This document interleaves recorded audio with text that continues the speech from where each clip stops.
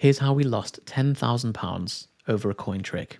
This video is going to save you a hell of a lot of money, so you're welcome. Over the last 10 years, we've spent about £70,000 on coaching and mentorship, and it's made us about a 10 times return. So pretty good. What does this have to do with a coin toss trick? Well, a significant chunk of that was exactly like the scam that we're about to describe. So for ages, I've never been able to work this out. Like, why do 90% of the gurus in the fitness space teach this same sort of organic strategy for everybody when by design, it can't work for everybody?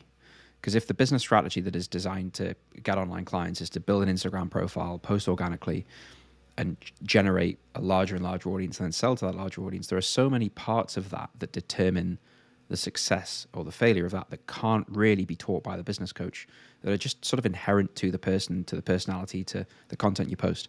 And they certainly can't be learned in a matter of weeks. So things like your personality, how shy you are, how confident you are, sadly, your appearance, which, you know, none of us like to admit that, but that's partly how the algorithm works, which is one of the reasons why it's so bad for mental health. Your willingness to share your personal life, your social life, and just whether you like doing it.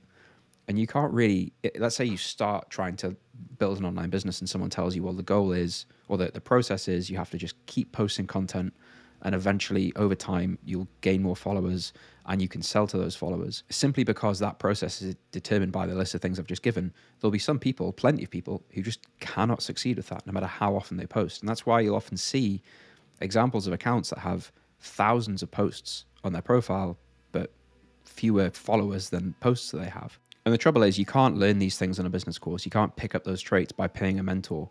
And so if that's not you, like if the list of things I've described is not you, then what do you do about that? And more importantly, how does this work? How do these mentors have so many testimonials and examples of success when this clearly can't be the everyman strategy that it's implied to be?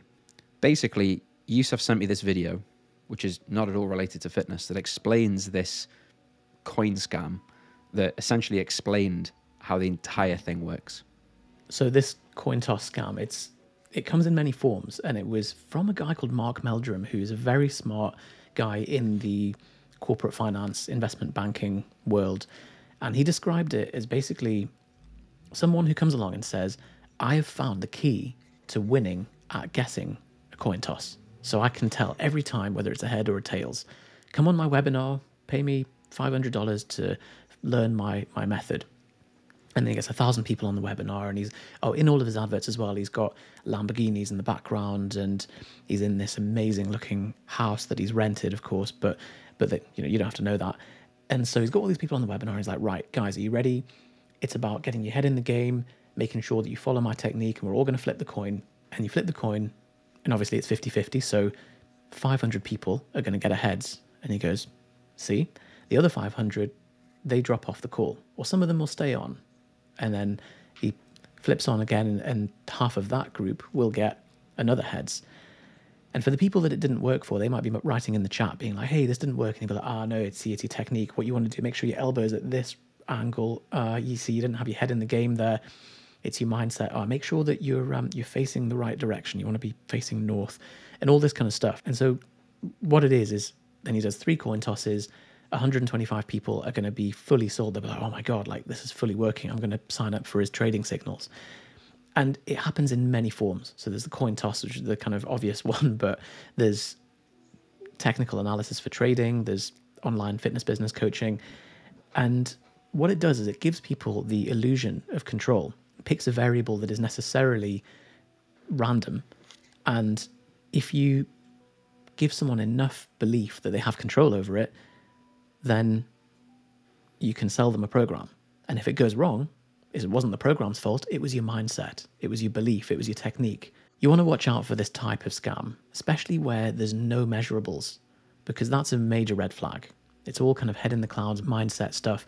And what these people are doing, they're playing the numbers. It's not about whether the program works, it's about how many people can you convince in the short term that what they're doing isn't in fact random. So there are a couple of red flags or things you might have seen in the marketing for this sort of stuff. And I think it boils down, I suppose the main thing is they often lead with a very big promise.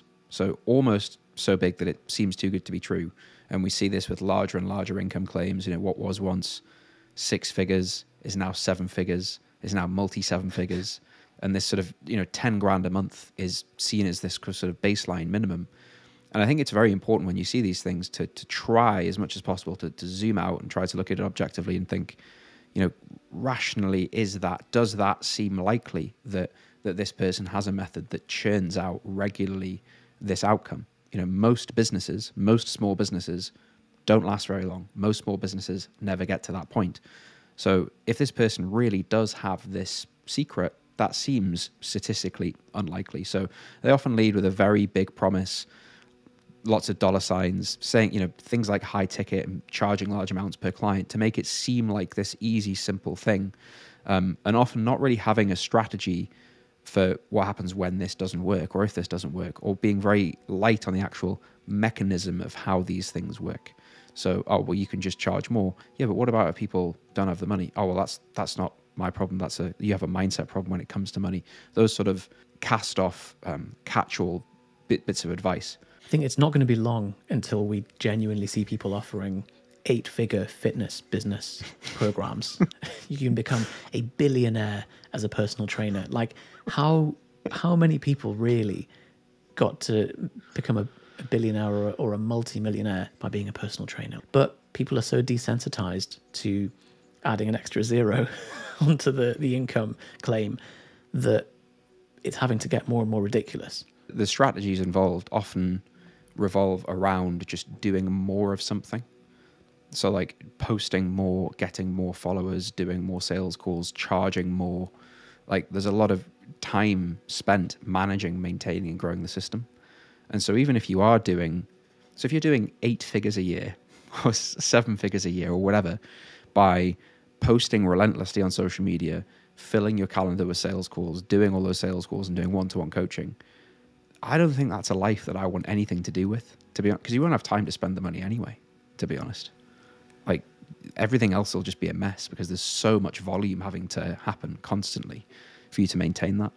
And again, that's something that's often not mentioned in these models of like, what does a Wednesday look like if this is going really, really well? What if you want to take like 2 weeks off? It's part of the reason why we quit our jobs in investment banking and accountancy, because of the backward bend supply curve of labor, which it's got a real ring to it. But I'll put a diagram over this, just to give you a quick explanation of this diagram, it's that if you paid someone £10 an hour, they would work 40 hours a week. You pay them £20 an hour and they'll start working 50 hours a week. You say, right, I'm going to pay you £100 an hour. They're going to work 70 hours a week. You say, I'm going to pay you £1,000 an hour. They're going to work every hour that they can. They're going to try and squeeze out like 80-hour work weeks until they're like dropping into their beds and exhausted. Then you say, right, I'm going to pay you £1 million an hour. At that point, they go, do you know what? I only need to work an hour a week. So they start to, the more you pay, the more you actually value your free time more than the money. Yeah, I think sort of the mental, like the line I always have in my head with that is that like at some point someone would rather have an extra hour than more money. Like they'd rather just have a bit of time back than get a pay rise. And like people reach this point where actually they'll work less and less and less, as you say, like as you keep raising their pay, they'll just work less and less and less because they value their time proportionately more.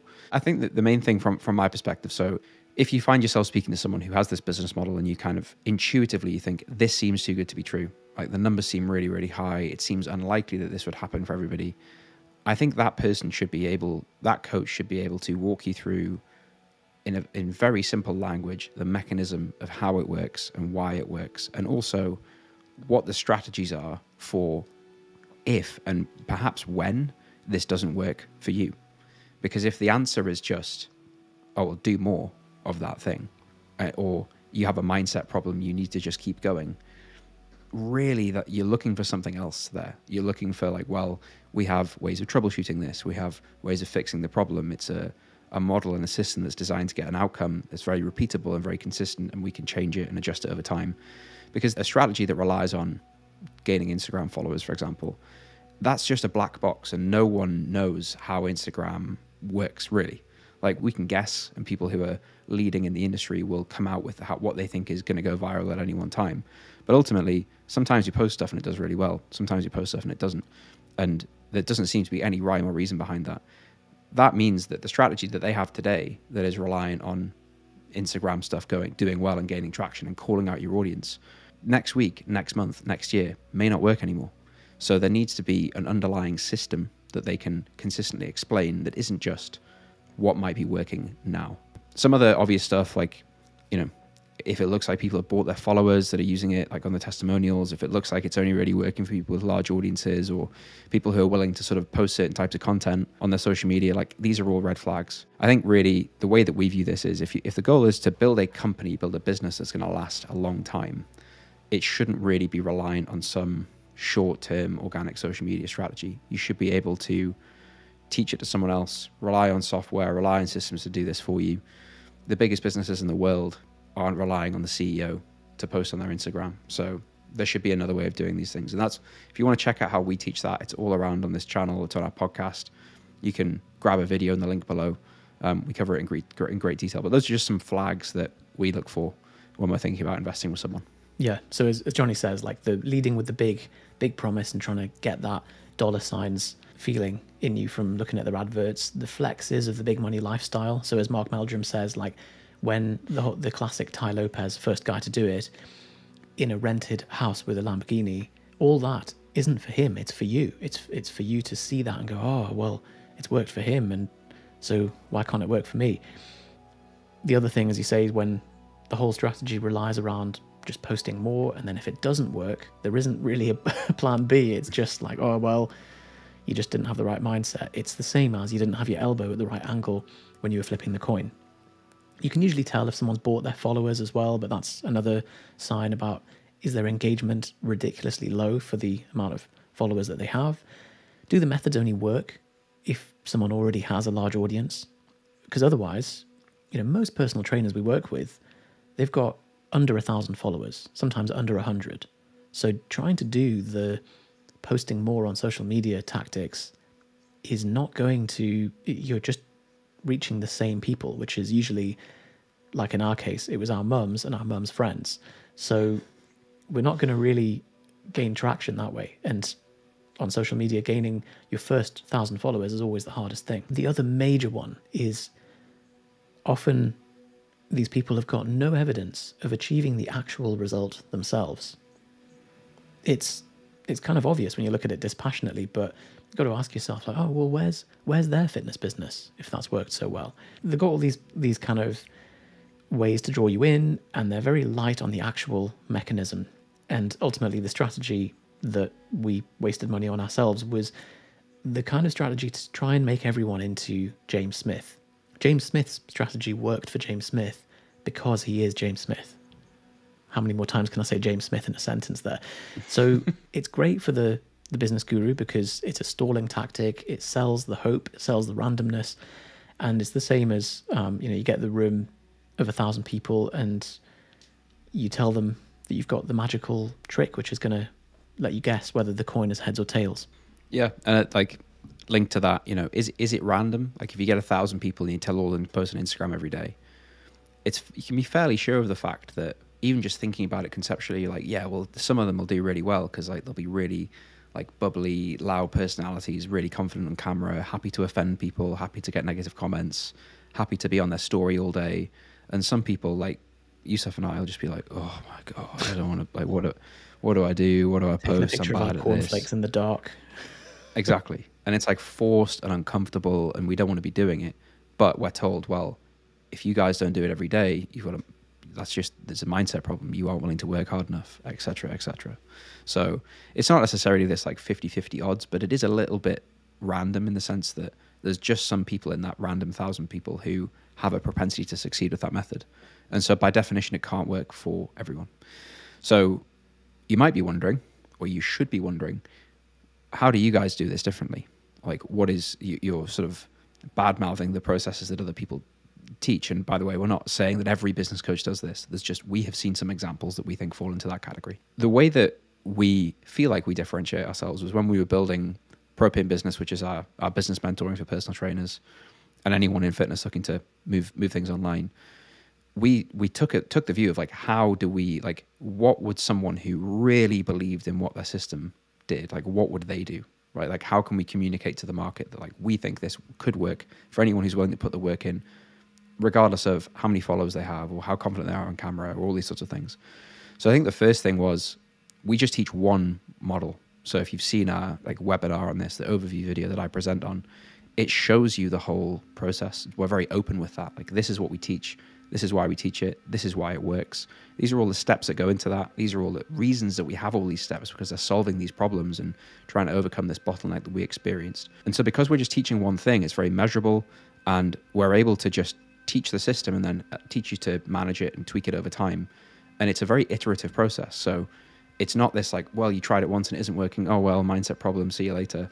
It's, well, if this didn't work, then these are probably one of the 5 things we need to change. Let's try that again, test it again, etc. And then the second thing, which I think is critical, is because we're confident that it works, with our program, with our coaching, we offer lifetime support.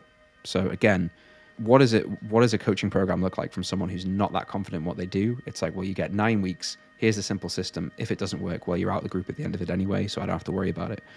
If we weren't confident in what we were doing, we'd have a group full of progressively unhappy people growing over time. Instead, people reach a point where they know how to run the system, they understand how to manage it, they're able to do it themselves, and they aren't needing us to handhold them in order to run it. So we offer lifetime access to the support, to the material, and we're trying to be in business for the next 10 years. After 10 years of already operating, not just trying to do a smash and grab and take people's money, and then if it doesn't work, well, that's not our problem. So that's how we feel like we're different. And I think if you take what we've covered today, obviously you don't have to work with us, but if you take what we've covered today and look out for similarities and ask the right questions when you are speaking to coaches, I think you should avoid the same losses that we experienced. Yeah. So in summary, we've done it ourselves. We've made as many mistakes as possible, and I think we've succeeded in spite of the fact that we're basically 2 nerds that aren't very charismatic on camera or anything. But it's the reason it's worked is because it's the system that works, not the people. And as long as you can get a result for your client, which should always be at the core of coaching, that's the part that we can't teach you, then everything else is about the system. You've got a hose pipe, you've got multiple kinks in the hose pipe, and we work with you for as long as needed to get through all the kinks and unkink them so that you can get a decent flow of water going through the whole thing. And we plan to be around for much longer, so we're accountable to you in public. So there's 2 steps you can take next. The first, 3 steps. First one is you can binge the rest of this YouTube channel and get some more information. The second step is the full guide and the full process that Johnny will walk you through. Literally the whole thing. You can take it and go away and do it. The difference is that our coaching, we just help you through each stage. So you can watch that video at the end. And then the third thing, if you're like, actually, I do want some help, you can always book in a chat with one of us, and we can see whether it is a good fit for you and take things further. If you want us to unkink your pipe for you, we will unkink. Create the pipe and then unkink it. We do the whole thing.